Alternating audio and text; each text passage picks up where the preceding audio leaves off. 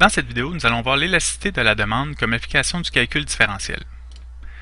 Tout d'abord, c'est quoi l'élasticité de la demande? L'élasticité de la demande, c'est l'étude, dans le fond, de la variation de la quantité demandée par rapport à la variation de la par rapport à la variation du prix. Donc, on va regarder comment se comporte la quantité demandée lorsque le prix varie. Comment varie la quantité demandée lorsque le prix varie légèrement. Donc, qu'est-ce qui va se passer avec ma quantité demandée si j'augmente le prix ou je diminue le prix légèrement d'un item. Et ça va avoir nécessairement des effets sur les revenus. Donc, c'est ce qu'on va voir un petit peu plus tard dans la vidéo. On va construire cette formule d'élasticité de la demande. Tout d'abord, j'ai ma courbe de la demande. La courbe de la demande, c'est le nombre d'unités demandées par rapport au prix. Plus le prix augmente, plus la quantité demandée diminue. Au départ, j'ai un item que je vends à un certain prix P. La quantité demandée associée, c'est F de P. J'augmente légèrement, je pars de P, de mon montant de départ, et j'augmente légèrement le prix. Donc à ce moment-là, je suis rendu à P plus H, et la quantité demandée associée va être F de P plus H. On a dit tantôt que c'était la variation relative du nombre d'unités demandées par rapport à la variation relative du prix. Variation du prix unitaire, c'est quoi? La variation du prix unitaire, c'est je vends un prix au départ P, j'augmente le prix, je suis rendu à P plus H. Donc la différence entre les deux, c'est P plus H moins P, ce qui me donne H. J'ai fait une augmentation de H, on le voit bien ici, pour passer de P à P plus H, j'ai fait une légère augmentation de H. Et cette augmentation-là, par rapport à mon prix de départ, donc par rapport à mon prix de départ divisé par P, ça va me donner le pourcentage d'augmentation finalement de combien a augmenté mon prix. Donc ça, c'est la variation relative du prix unitaire. Maintenant, la variation relative de la quantité demandée. On peut faire le même exercice. Au départ, j'avais une quantité demandée F de P pour un certain prix donné. Et si j'augmente le prix à P plus H, ma quantité demandée passe à F de P plus H. Donc si au départ, par exemple, j'avais 100 unités ici, et lorsque j'ai augmenté le prix légèrement, je suis tombé à 50 unités, j'ai perdu 50 unités. J'ai 50 unités de moins demandées par rapport à 100 unités de départ, donc j'ai perdu 50%, c'est ce que ça veut dire. Donc ce qu'on fait, c'est la variation de la quantité demandée, qui est F de P plus H moins F de P, tout ça divisé par ma quantité demandée au départ. Maintenant, comme on l'a dit tantôt, l'élasticité de la demande, c'est la variation relative de la quantité demandée sur la variation relative du prix unitaire. Donc je vais prendre variation relative de la quantité, F de P plus H moins F de P sur F de P, et je vais diviser par H sur P. Et là, j'ai deux fractions qui se divisent. Quand j'ai deux fractions qui se divisent, je peux faire quelques petites manipulations. Donc à ce moment-ci, je vais multiplier par l'inverse. Donc la première fraction multipliée par l'inverse de l'autre. Donc j'ai fois P sur H. Et je pourrais aussi décider de dire, je vais prendre F de P et H. Par commutativité, je peux les intervertir. Donc F de P plus H moins F de P sur H fois P sur F de P. Et là, dans un cours de calcul différentiel, on voit que f de p plus h moins f de p sur h, si le h est très petit, ceci, on pourrait faire l'approximation par f' de p. On se souvient que la limite de f de p plus h moins f de p sur h, lorsque le h tend vers 0, ça donne la dérivée de f évaluée au point p, évaluée en p.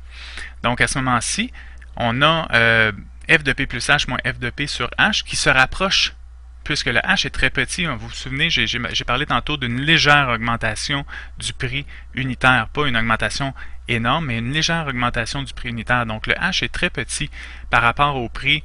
Donc à ce moment-là, on fait une petite augmentation, et c'est pour ça que ça ici, on peut approximer ça par f' de p. Donc, au lieu d'avoir cette grande formule-ci, là, on peut la raccourcir un petit peu puis faire l'approximation f' de p fois p divisé par f de p. Cette formule-ci, c'est l'élasticité de la demande. Sauf que l'élasticité de la demande, on se souvient, la courbe tantôt de la demande, c'est une courbe qui est décroissante. Nécessairement, f' de p va toujours être décroissant, va toujours être négatif. Ce qui veut dire que f' de p, la pente de la tangente à la courbe va toujours être négative. Ce qui fait que cette formule-ci, comme le prix est toujours positif et la demande est toujours positive aussi, ça va toujours être négatif. Les économistes, eux autres, préfèrent travailler avec des chiffres positifs, ce qui fait qu'on va rajouter un moins devant seulement pour avoir des réponses positives. Donc à ce moment-ci, l'élasticité de la demande est donnée par moins f' de p fois p sur f de p. Maintenant, l'élasticité de la demande. Comment est-ce qu'on porte cette élasticité-là? On a la courbe des revenus ici. Disons les revenus avec le prix, plus le prix augmente, plus les revenus vont augmenter, jusqu'à un certain moment où les revenus vont être maximaux, et après ça, plus le prix va augmenter, plus les revenus vont diminuer, parce que les gens vont être moins intéressés à acheter ce produit, parce que le prix va être trop élevé. Donc à ce moment-là, les revenus vont diminuer. Et si on regarde ceci, on va dire que la demande va être élastique si l'élasticité de la demande, E de P, est plus grand que 1. Donc on se situe dans cette partie-ci. Qu'est-ce qui arrive ici?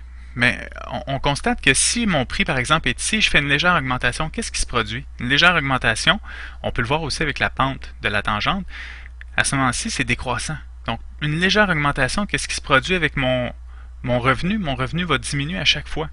Donc, plus l'augmentation, à chaque fois que je fais une légère augmentation, mon revenu diminue.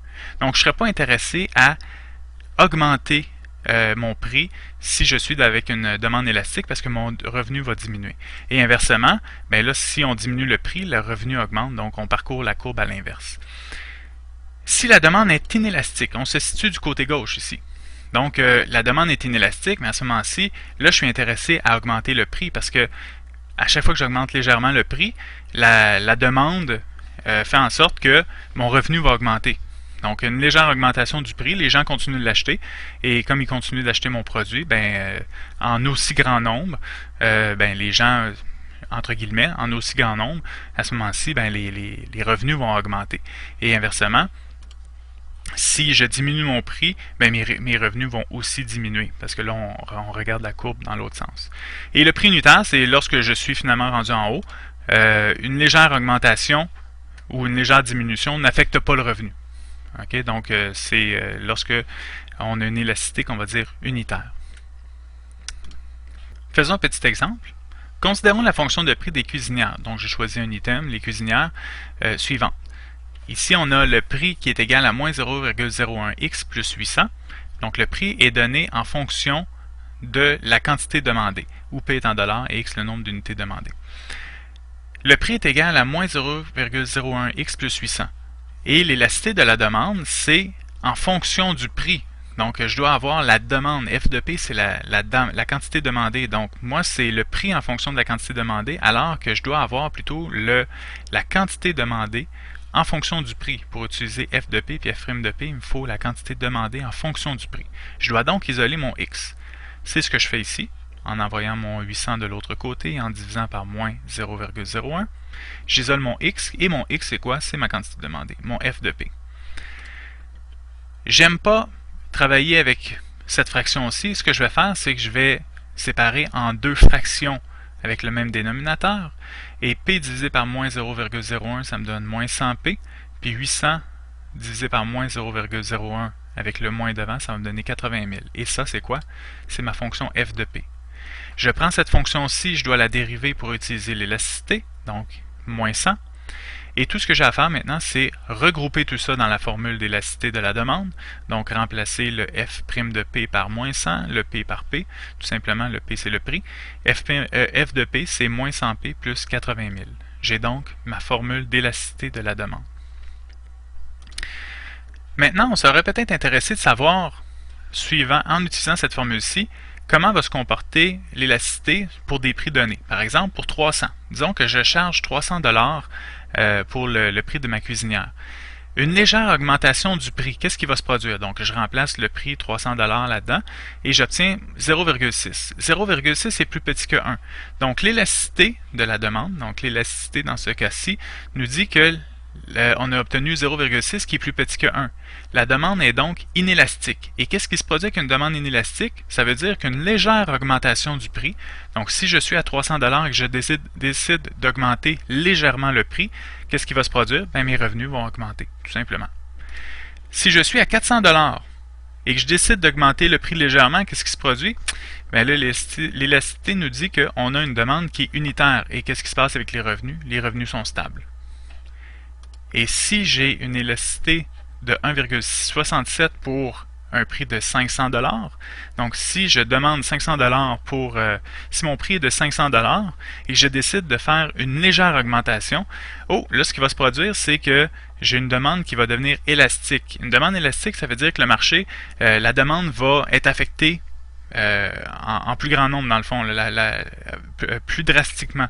Ce qui veut dire que 1.67 plus grand que 1, j'ai une demande élastique. Qu'est-ce qui va se produire? Bien, les gens vont moins acheter. S'ils achètent moins, même si j'augmente le revenu, s'ils achètent moins, les revenus vont diminuer à ce moment-ci.